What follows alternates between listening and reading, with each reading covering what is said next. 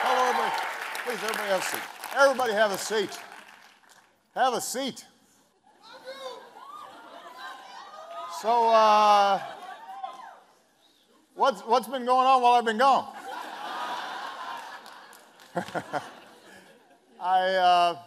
It is wonderful to be home. It is wonderful to be at the University of Chicago. It is wonderful to be on the south side of Chicago.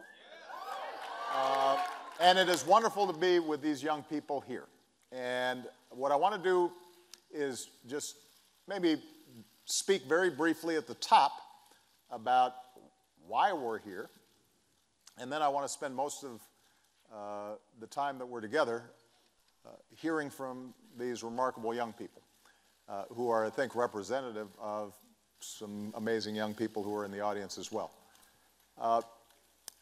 I was telling these guys that it was a little over 30 years ago that I came to Chicago. I was 25 years old, and I had gotten out of college filled with idealism and absolutely certain that somehow I was going to change the world. But I had no idea how or where or what I was going to be doing. And so I worked first to pay off some student loans.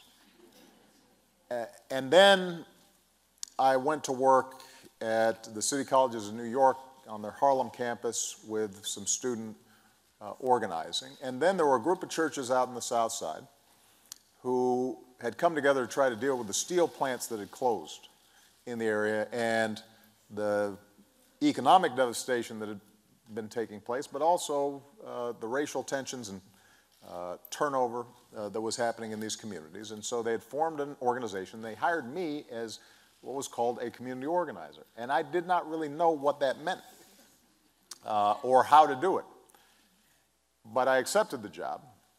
And for the next 3 years, I lived right here in Hyde Park, but I worked further south in communities like Roseland and Auburn Gresham and Ogdale Gardens and West Pullman.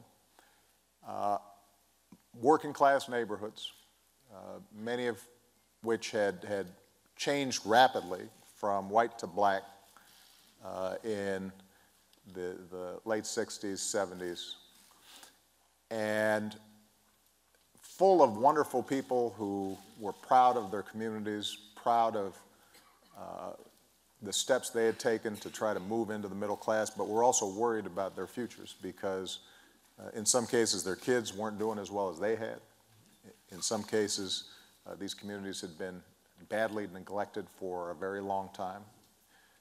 The distribution of city services were unequal. Schools were underfunded. There was a lack of opportunity. And for 3 years, I tried to do something about it. And I am the first to acknowledge that I did not set the world on fire, nor did I transform these communities in any significant way, although we did some good things. But it did change me. This community gave me a lot more than I was able to give in return, because this community taught me that ordinary people, when working together, can do extraordinary things. This community taught me that everybody has a story to tell that is important. This experience taught me that beneath the surface differences of people, that there were common hopes and common dreams and common aspirations, common values that stitched us together as Americans. And so even though I, after 3 years, left for law school, the lessons that had been taught to me here as an organizer are ones that stayed with me and effectively gave me the foundation for my subsequent political career and the themes that I would talk about as a state legislator and as a U.S. Senator and ultimately as President of the United States. Now, I tell you that history because on the back end now of my presidency, now that it's completed, I'm spending a lot of time thinking about what is the most important thing I can do for my next job. And what I'm convinced of is that although there are all kinds of issues that I care about and all kinds of issues that I intend to work on, the single most important thing I can do is to help in any way I can prepare the next generation of leadership to take up the baton and to take their own crack at changing the world. Because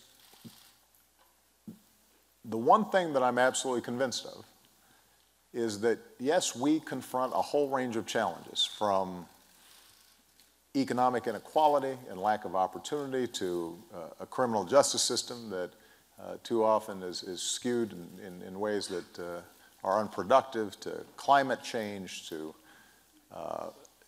issues related to violence.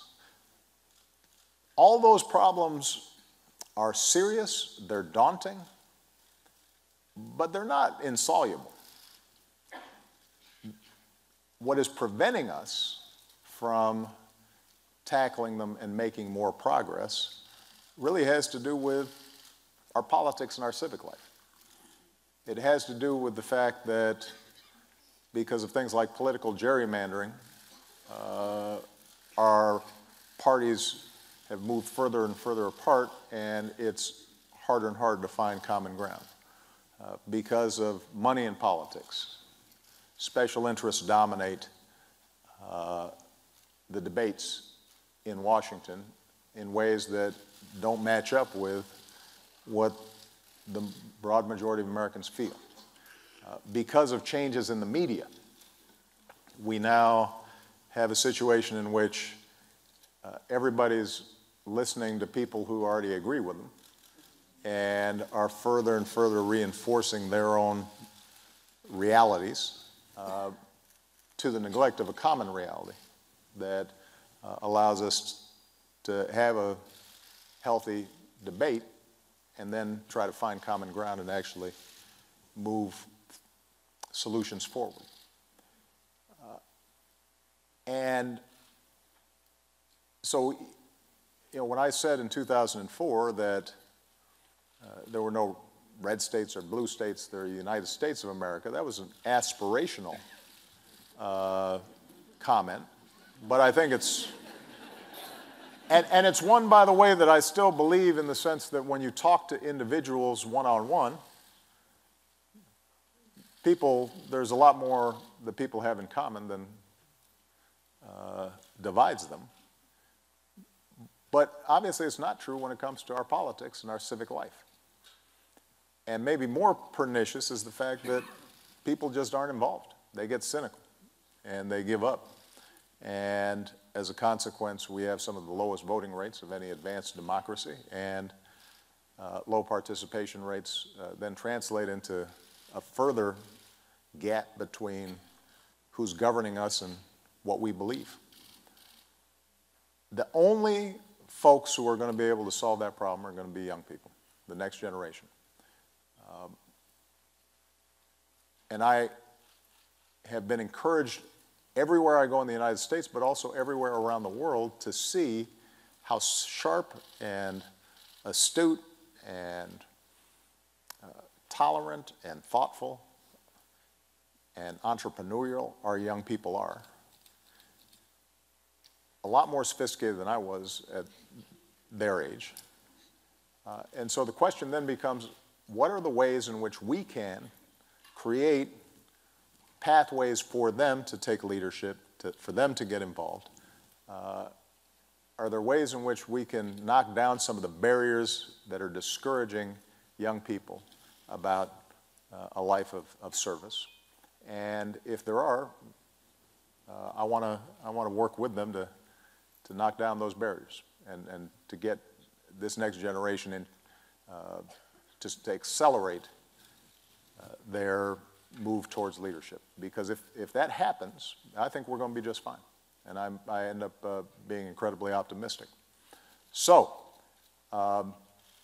with that, what I'd like to do is to have our panelists here today